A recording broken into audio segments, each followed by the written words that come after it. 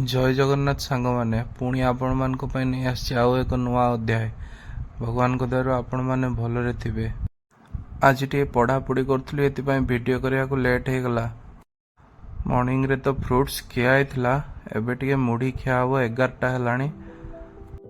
क्या को बैगण पोड़ा और मुढ़ी पसंद आसतु सांग होना खाइबा। लंकाटा न चकटिले कौन बैगण पोड़ा टेस्ट आसो ना जमा नुह।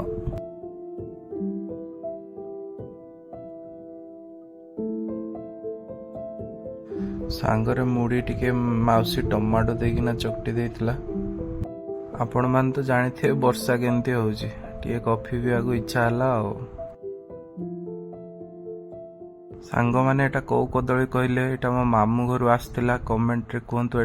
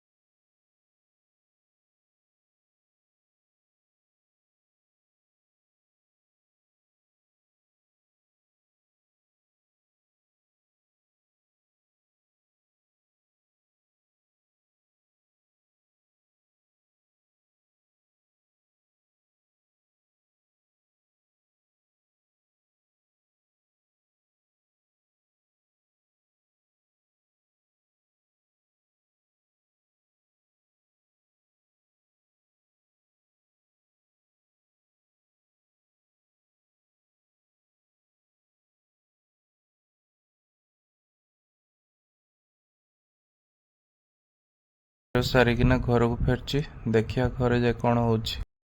अरे बाप रे केते माछ। एक्चुअली कका जाइथिले कसा फड़ा आड़े और से टू डायरेक्ट मुहाण रु नहीं आसथिले माछ गुड़ाक फ्रेश फ्रेश पूरा माछ थिला।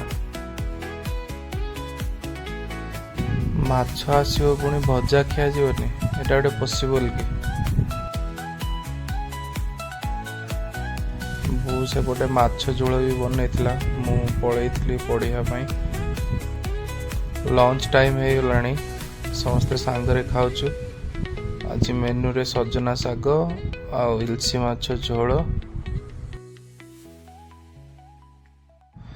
यही सजना साग रेसिपीटा आपन जानि कि नहीं कहतु। जदि दरकार मते कमेंट करिए मु निश्चित देवी। आमर एपटे सजना साग नड़िया और अल्प मिठा देकिना हुए।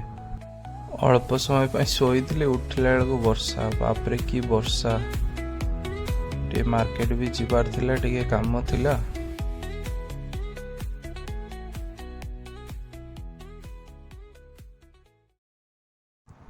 मैंने वर्षा पागरे टे पकोड़ा खाया इच्छा हो कहले देखिए दुकानटा कौटी।